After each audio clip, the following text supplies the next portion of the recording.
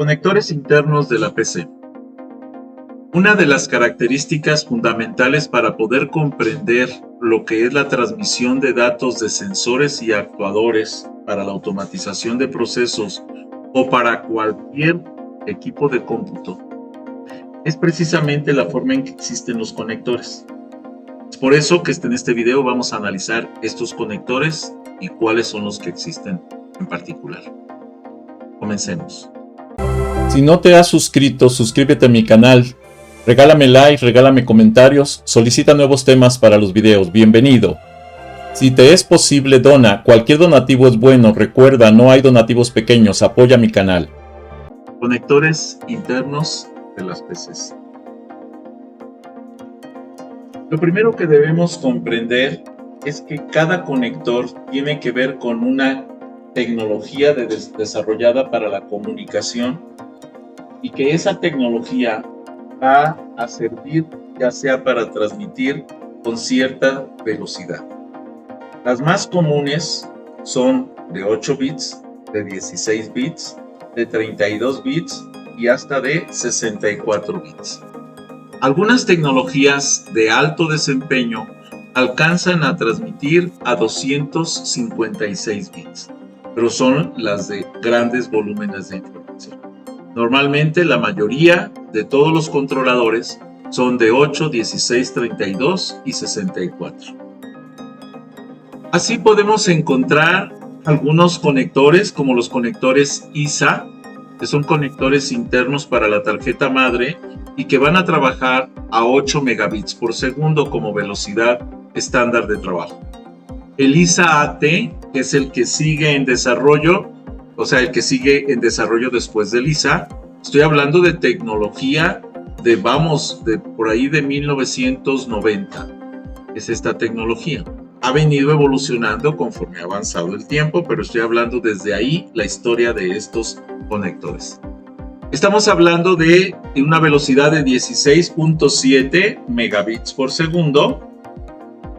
Después hablamos del EISA, que es una ISA extendida, y que estamos con una velocidad ya a 32 bits y con una velocidad real de 32 megabytes por segundo. Luego tenemos el VLBus, que es el Very Large, o sea, el conector grande extendido, es el 32-64 bits. Existen conectores a 32 bits y a 64 bits. Y van a permitir velocidades de transferencia de 132 megabytes por segundo hasta 250 megabytes por segundo. Conectores más recientes son el conector PCI, que es un conector de 32 a 64 bits y también va a trabajar con 132 megabits y 264 megabytes por segundo. El Quick Ring es otro tipo de conector, ¿sí?, que trabaja a 32 bits, pero ya a 350 megabytes por segundo. Es uno de los conectores más rápidos que existen. Otro conector es el BME, que es de 32 y 23 bits. Es un conector no muy común que trabaja a 27.9 megabytes por segundo. El Multibus 2, que trabaja a 32 bits, ese trabaja a 40 megabytes por segundo y es uno de los conectores que da velocidad a los discos duros actuales de operación. De los discos duros CD y de los discos duros SATA, no de los discos duros de estado sólido, que son mucho más rápidos que esto. Después vienen los FutureBus de 64, 128 y 256 bits y que van a tener velocidades de trabajo que van desde los 95.2 hasta los 3.2 gigabytes por segundo. Ya son velocidades de alto desempeño y sobre todo se utilizan en servidores para bases de datos. Uno de los conectores más comunes de las tecnologías anteriores son los SCSI. SCSI de primera generación, de segunda generación y de tercera generación, que oscilan desde los 4 megabits por segundo, pasando por 10 y 20 megabits por segundo y hasta los 40 megabits por segundo. Y pueden tener conectores que van desde los 50 pines hasta los 100 pines de comunicación. Cada pin es cada punto de contacto. Son conectores tipo ID, pero con 50, 70 y 100 pines. Cuando el conector ID estándar es de 40 pines. Esto debe de quedarnos claro. Ahora, existen otro tipo de conectores también. Por ejemplo, los conectores para FDC, que es para floppies, que son conectores de 24 pines 24 pines y 34 pines, dependiendo de la capacidad del sistema. Y bueno, la mayoría de los conectores actuales, que son los conectores SATA, que tienen la conexión USB básica, que son los 4 conectores básicos de la conexión USB. El ID, hablábamos aquí precisamente del ID de 16 bits que puede trabajar desde 3.3, 5.2 y 8.3 megabytes por segundo. El EID, que es el extended de 16 bits y que puede trabajar 3.3, 5.2, 8.3, 11.1, 16.6 megabytes por segundo. El firewall, que es un conector específico, sobre todo para modems de protección, que pueden ser de 3.1 y 50 megabytes por segundo.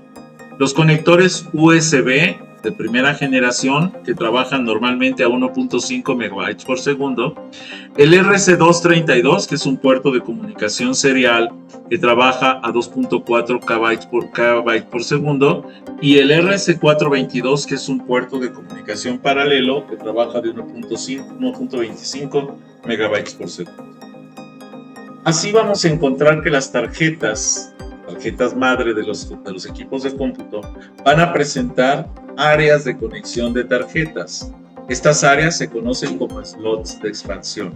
Y los slots de expansión, estos han ido evolucionando con el transcurso del tiempo de acuerdo al desarrollo de las tarjetas madre y que se conectan a estos, todas las tarjetas que se conectan a ellos van a conformar los buses de comunicación del sistema principal para el manejo de datos. Su función es conectar tarjetas madre de expansión, las cuales permiten aumentar el número de ranuras de expansión para meter más tarjetas. Las distintas tecnologías que se sugieren o que han surgido con el transcurso del tiempo son, en este caso, ISA de 8 bits o llamada también XT. Es un conector del tipo XT. Se usó en los primeros ordenadores y su ancho del bus es de 8 bits. Tiene una velocidad del bus de 4.77 MHz, es su ciclo de refresco de energía.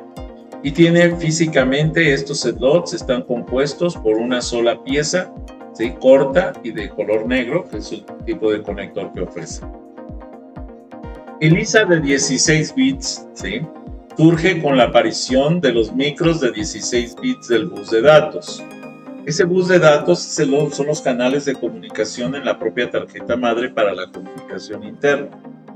Su ancho del bus es precisamente de 16 bits y tiene una velocidad de refresco de 4 MHz. Así como la anterior era de 8 MHz. Así como la anterior era de 4.77, esta ya sube a 8 MHz. Este slot, el ISA, es compatible con su antecesor, ¿sí?, pero solamente que este ofrece 8 bits por segundo y también el anterior trabajaba a una velocidad similar. Físicamente este slot está compuesto por dos piezas, una corta y una larga. La larga equivale al slot de expansión anterior llamado ISA y la corta es el complemento que hace que aumente la velocidad de trabajo. Las tecnologías intermedias, ¿sí?, cuando surgen los microprocesos, vamos a decir ISA de 8 bits o XT, su uso, por ejemplo, en los primeros ordenadores tiene una velocidad, decíamos, de 8 bits, 4.77, las primeras básicas, la ISA básica común y corriente, con un solo slot largo de expansión o de conexión. Después vienen las tecnologías intermedias. Estas tecnologías intermedias, conocidas como el EISA, fueron desarrolladas esencialmente por IBM cuando surgen los microprocesadores de 32 bits, que los primeros en comercializar esos procesadores fue IBM precisamente. 32 bits para el bus de datos. Algunos fabricantes optaron por desarrollar una nueva tecnología llamada MCA y otros fabricantes optaron por perfeccionar la tecnología ya existente ISA. De allí se desarrolló la tecnología llamada EISA. Sin embargo, MCA es una tecnología que fue poco difundida. Su ancho del bus de datos de 32 bits y su velocidad del bus es mayor que la de sus competidores, como ISA, pero a su vez esta tecnología es completamente incompatible con el conector ISA de 8 bits y de 16 bits. El conector EISA, decíamos que esta tecnología que trabaja con 8 bits de transferencia y 8 y 16 bits, y su ancho del bus de datos es de 32 bits con una velocidad de 8.33 MHz, que es la velocidad máxima de trabajo de EISA. Así se creó. Después viene la tecnología VESA, tecnología también desarrollada principalmente por IBM. Su ancho de bus de datos fue de 32 bits y su velocidad máxima de trabajo del bus fue de 40 MHz. Ya es una velocidad mucho más alta que las anteriores. Este slot es compatible con los antecesores de 8 bits y de 16 bits. Físicamente este slot está compuesto por 3 piezas, 2 de estas iguales a los slots de su antecesora de 16 bits de color negro y una pieza adicional de color marrón. Esta tecnología se estaba imponiendo hasta la aparición de la tecnología PCI. Es un conector mucho más rápido. ¿Ok? El conector PCI, ¿sí? Este trabaja de forma independiente respecto al microprocesador. Entre el microprocesador y el bus PCI existe un controlador llamado PCI Host Bridge, o sea, el puente que aloja el conector PCI. Esto es como lo podríamos traducir. Que se encarga de reducir la velocidad del bus externo para que no se generen conflictos ni pérdidas de información. Su ancho del bus varía de 32 bits a 64 bits y su velocidad del bus ya estamos hablando de 33 MHz. Es una velocidad muy alta para cuando empezaron a 4 MHz las primeras conectores. Un slot de expansión que incluso se utilizó para los aceleradores gráficos básicos, o sea, los controladores de video básicos, fue el slot llamado AGP.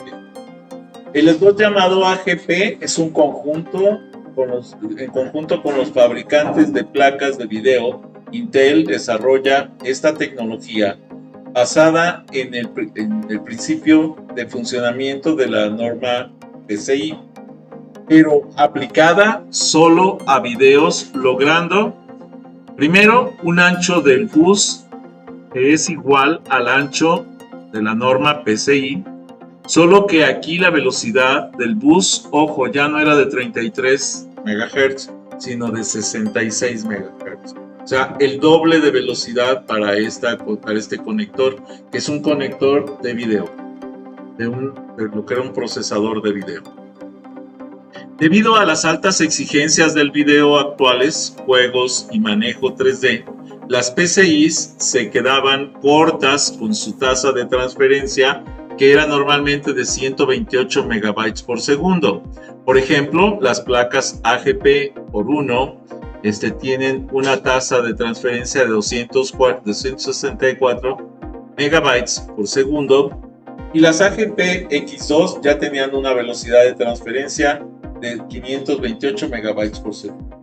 De hecho, llegaron a desarrollarse tarjetas y conectores de velocidades de hasta 4x. Esto es 1024 megabytes por segundo, que ya es una velocidad muy alta para la transferencia de video.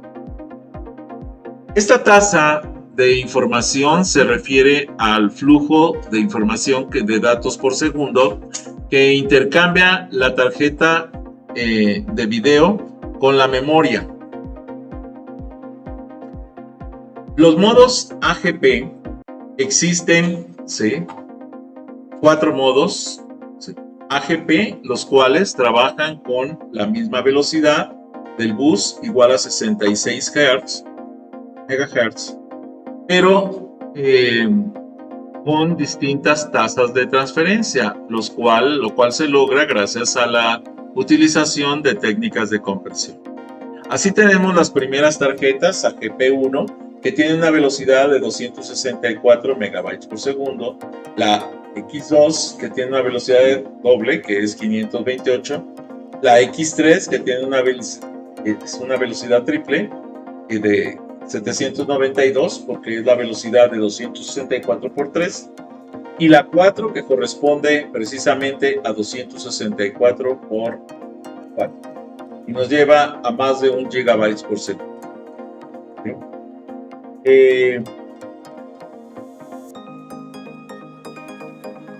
Cuando nosotros estamos hablando de conectores del tipo AGP, estamos hablando ya de conectores de 32 bits.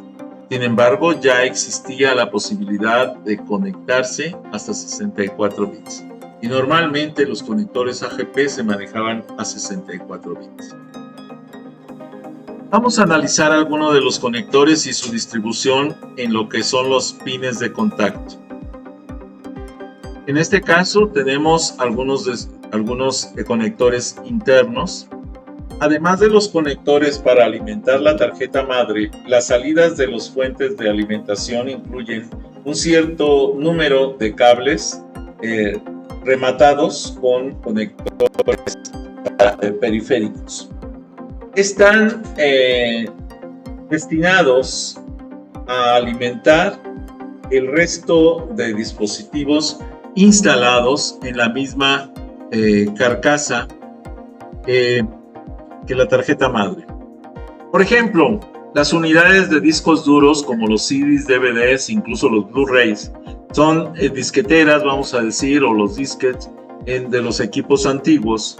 Tienen ventiladores auxiliares y cualquier otro dispositivo que pueda ser alojado en la carcasa. Así vamos a encontrar que la distribución de los 4 pines que conforma el tipo de conector P4 corresponde al pin 1, pin 2, pin 3 y pin 4, 5 voltios para el pin 1, 0, lo que serían la tierra, el ground, que aquí se maneja como la tierra de 5 voltios, que es la tierra del pin 1. Luego la tierra de los 12 volts, que es el ground, pero los dos grounds o los negros van a tener 0 volts o deben de tener 0 volts y van a ser los complementos de las corrientes para el cierre de los circuitos. Esto es lo que me permite cerrar el circuito de 12 voltios y el circuito de 5 voltios, ¿de acuerdo? Aquí tenemos estos conectores, los adaptadores para convertir los conectores de ATX y ATX extendido. Estos son conectores de este tipo, en donde vienen los conectores, en este caso ATX, que son de 20 pines en 2 líneas, ¿sí?, y que son los que van a alimentar la fuente, la tarjeta madre de cualquier computadora.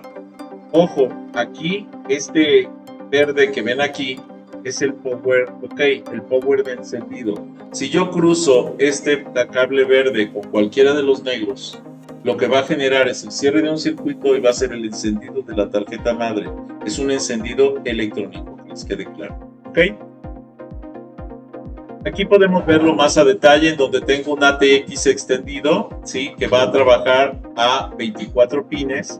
El ATX normal es de 20 pines, pero además tiene un extendido en el cual se van a suministrar voltajes auxiliares para el procesador. Para aquellas tarjetas madres que tienen procesadores multinúcleo, se requieren este tipo de conectores. que son conectores estabilizadores del procesador por el consumo tan grande de corriente que tienen esos procesadores.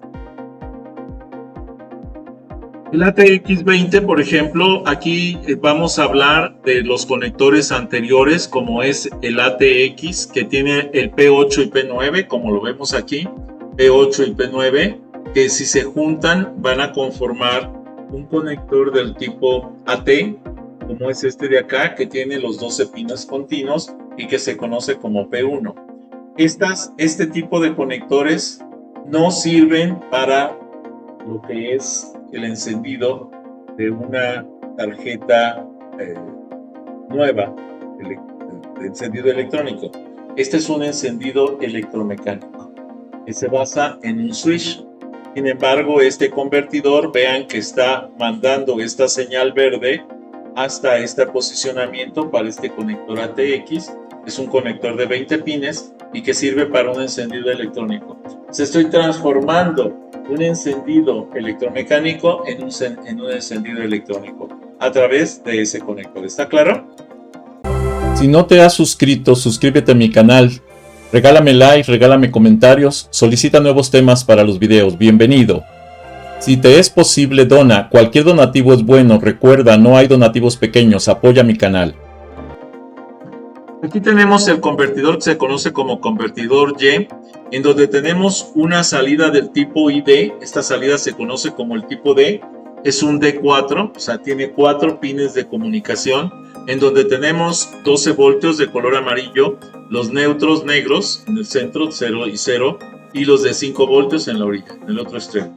Estos son conector de 4 pines del tipo ID. Estos pines del tipo ID, por ejemplo, en este caso, está dando una salida al tipo ID. Este es un conector hembra, este es un conector macho. Este conector hembra va a un conector macho de la fuente de poder y permite esta salida. Y también está dando esta salida para los conectores ID pequeños. Son los conectores que se utilizan para los discos de 3,5, los floppies de 3,5 pequeñitos. Así tenemos los conectores que se conoce. Este conector, por ejemplo, recibe el nombre de PERT y sirve para el disquete de 3,5. Y este conector, que es el grande, que se conoce como Molex, y es el conector de discos duros, de CDs, de DVDs, ¿sí? Este conector, ¿sí? y el pequeño. PERT y Molex. Por otro lado, los cables más recientes son los cables de alimentación ATA. Los cables de alimentación ATA son estos conectores en donde tenemos estos 15 pines, 16 pines de conexión de hecho, considerando el pin descriptivo que es este. Es una muesca que no tiene ninguna conexión, pero que permite hacer la conexión de estos 15 pines para poder lograr precisamente la conexión de los discos tipo SATA. Estos conectores son para discos tipo SATA. ¿Ok? Aquí, para estos conectores, este es un conector de corriente eléctrica. ¿Sí? Acá tenemos otro conector que es el de bus de datos. ¿Ok? Este es un conector auxiliar de 3.3 voltios para lo que es... solo existen algunas tarjetas gráficas, las tarjetas madre de alto desempeño con varios bancos de memoria, y esto es para un auxiliar para los bancos o los slots de expansión de memoria. Donde tenemos varias tarjetas de memoria en una computadora, necesitamos un conector auxiliar porque si no sería demasiada carga para los buses eléctricos de la tarjeta madre. Aquí tenemos el conector auxiliar, ¿sí?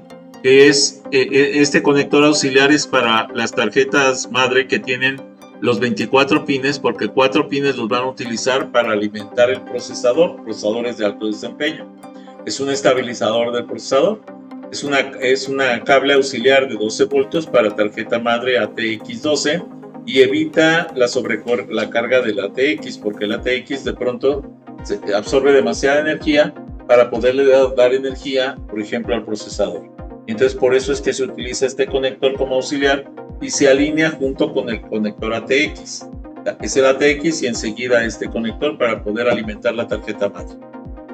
Obviamente no todas las tarjetas madre tienen esos conectores, pero el conector auxiliar como este que estamos viendo, que es un auxiliar 8, tiene 8 pines de contacto. Existen tarjetas madre que piden 4, que piden 6, que piden 8, ¿sí? Incluso hasta llegan a pedir 12 pines de conexión como auxiliar. Normalmente estos pines de auxiliares son de 12 voltios y neutros.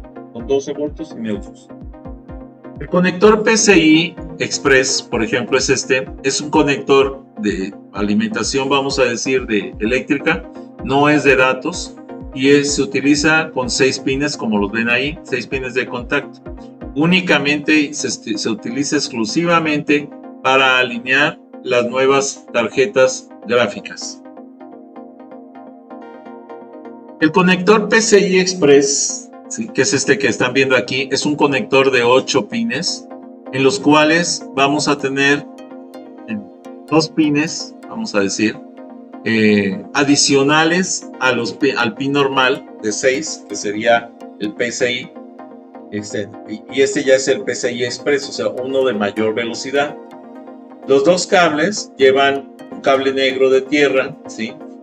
Y esto es precisamente para lograr la estabilidad y el desecho de energía eléctrica sobrante en el sistema.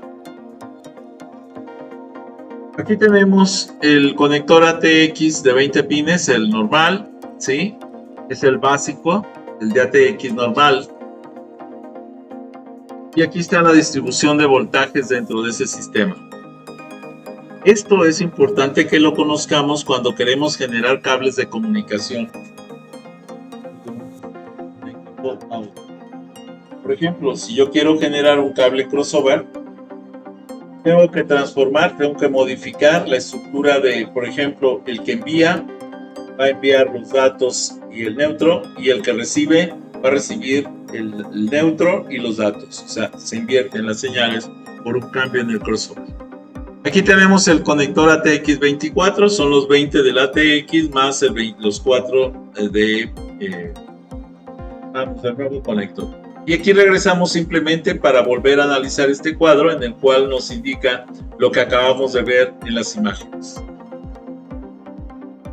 Muy bien. Creo que se repitió esta información. Ok. El socket para microprocesadores, ¿sí? Vamos a encontrar que existen varios sockets internos en la computadora. Los sockets es el área de inserción de los procesadores y normalmente se conocen como ZIF, socket tipo ZIF, ZIF, que significa Zero, ¿sí?, in force, o sea, cero en fuerza, para poderlo colocar. Lo que hago es que retiro una platina que se desliza para que se abran los orificios, pongo el procesador y después cierro la platina para que por presión sobre las puntas de contacto del procesador se haga la presión para que queden atrapados cada uno de los puntos de conexión. Por eso se conoce como ZIF. ¿Ok?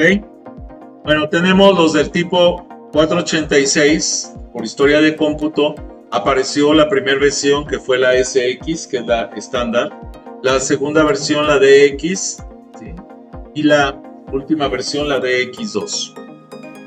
El socket 2 del 486 también tenemos conectores del tipo SX, DX y DX2 igual. Estos variaban en velocidades desde los 8 MHz, 16 MHz y algunos llegaban a alcanzar hasta los 33 MHz. El socket 4, que ya se lanza cuando se lanza el Premium, por ejemplo, ya trabajaba de los 60 a los 66 MHz. El socket 5, también del Pentium, tenía de 75 a 120 MHz. El socket 6, que era un 486 de X4, que era un Pentium OneDrive. Realmente, y aquí viene la historia negra del cómputo, el 486 se fabricaba con una memoria caché porque era más fácil fabricarlo completo que incompleto. Y lo que hacían los fabricantes para comercializar es que ese producto, para que tuviera un costo menor, le quemaban la caché interna. O sea, lo fabricaban con todo y caché y después quemaban la caché interna para poderlo comercializar a menor costo. Y así se comercializaba ese producto. ¿Vale? Después el socket 7, que corresponde al Pentium MMX, el AMD K6, el K6 II, y empezamos con las configuraciones del 3.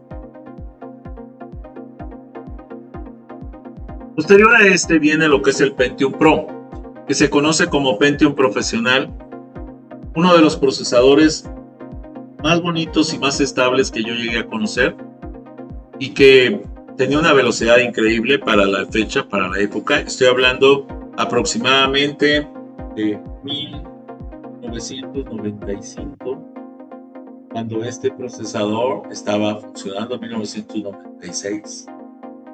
Pero la verdad es que eran procesadores con una capacidad increíble. Después empezaron a desarrollar los Pentium 2 y Pentium 3, pero te comercializaban también el Celeron 2 y el Xeon 3. Bueno, les hago aquí una aclaración. Estos procesadores, cuando se crea el Celeron, era el procesador Pentium 3, pero le quemaban la memoria caché interna para que fuera más lento. Y entonces así te comercializaban el producto. O sea, te lo vendo barato, pero te le quemo la memoria caché para que no lo puedas usar, porque si no, obviamente iba a haber reclamo de la gente que compra el procesador con todos los derechos, cuando te voy a dar un procesador más barato con las mismas prestaciones. Entonces le quemaban la caché interna para que nada más funcionara lo básico. Bueno, también ahí empieza, después del Pentium, el pleito o la carrera cibernética con los AMD. Entonces encontramos el AMD Athlon, AMD Turon, ¿sí? de cómo fueron evolucionando estas versiones. Cada uno de los sockets que ven ahí son sockets específicos. La mayoría de los sockets son incompatibles entre AMD y entre Intel. Son incompatibles. Tenían que buscarse cuál era el más recomendado. Así podemos llegar al socket 940 AMD Opteron. Quiere decir que hubo un retraso en el lanzamiento de los nuevos slots de expansión para los AMD. Bueno, aquí podemos ver algunos procesadores, desde lo que es el Core i5 o el Pentium, después el Core i5, Core i5, Core i7 y Core i7. ¿Qué estamos hablando de todo esto? Es la cantidad del proceso que tiene que ver con estos velocidades de transferencia. Ojo, desde mi punto de vista, la tecnología más estable para imágenes, para video, vamos a tener una mayor tecnología, una mayor eficiencia de transferencia en Core, o sea, en Intel. ¿Por qué? Porque estamos hablando de instrucciones complejas. La tecnología de Intel es CISC, Complex Instruction Set Computer, de juegos de instrucciones complejas para computadora. Mientras que la tecnología AMD es RISC, Reduced Instruction Set Computer, juego de instrucciones reducidas para computadora.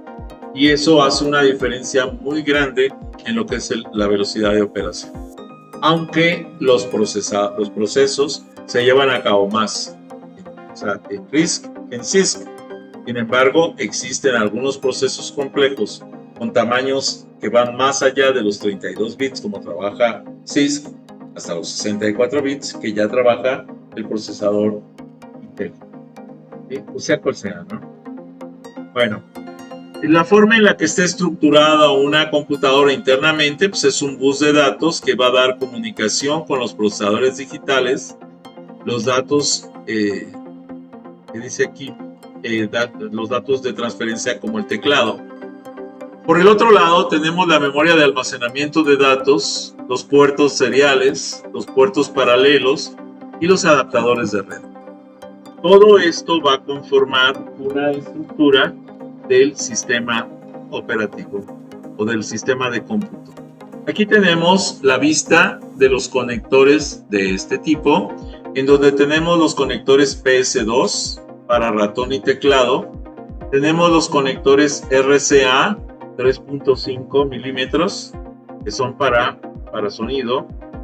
Tenemos el conector DB15 en 3 líneas. Este DB15 en 3 líneas es un conector de video VGA. Este es el conector que tenemos aquí como 4. Luego tenemos aquí conectores HDMI. Estos son HDMI. Luego tenemos el conector de red RJ45, que es este que tenemos aquí. Y además tenemos los conectores USB, que son los conectores básicos estándar de comunicación. Y todos estos que ven aquí son conectores auxiliares de la tarjeta de sonido y son conectores del tipo RCA de 3.5 milímetros. ¿Ok? Podemos ver varios ejemplos y se van a dar cuenta que casi todos es lo mismo. Conectores USB, ¿sí? Conectores PC2, que sirve para ratón y teclado. Conector RJ45, conectores USB, todos estos. Muy bien. Ese es un conector HDMI. ¿Sí? Aquí tenemos el conector RJ45, decía, conectores USB. ¿Sí? Y los RCA de 3.5 milímetros. Ese es un puerto de comunicación de video. ¿Sí? Se conoce como ultravideo. Casi no fue muy extendido, pero... Bueno, aquí tenemos otro ejemplo de los conectores, son los mismos que les decía. Estos son los conectores auxiliares de tarjeta de sonido, RCA de 3.5 milímetros, el rosa para el micrófono, el verde para las bocinas y el azul como auxiliar. Aquí tenemos el RJ45 USBs, son estos los USBs. Luego tenemos el puerto paralelo, que es este, es un DB25 hembra. Ese es un DB25 hembra, es un puerto paralelo, no se puede confundir porque el otro que es de este tipo es un DB25 macho y que corresponde a un puerto serial. El DB25 macho es un puerto serial, el DB25 hembra es un puerto paralelo. ¿Okay? Bueno, y tenemos el puerto serial de este tipo que es un ¿cómo se llama? DB9, que es para el ratón serial, esencialmente, o para teclado, pero normalmente se usa para ratón. Y tenemos los PC2, el PC2 ¿sí? del mouse y el PC2 del teclado. Hasta aquí esta presentación. Si no te has suscrito, suscríbete a mi canal, regálame like, regálame comentarios, solicita nuevos temas para los videos, bienvenido. Si te es posible, dona. Cualquier donativo es bueno. Recuerda, no hay donativos pequeños. Apoya mi canal.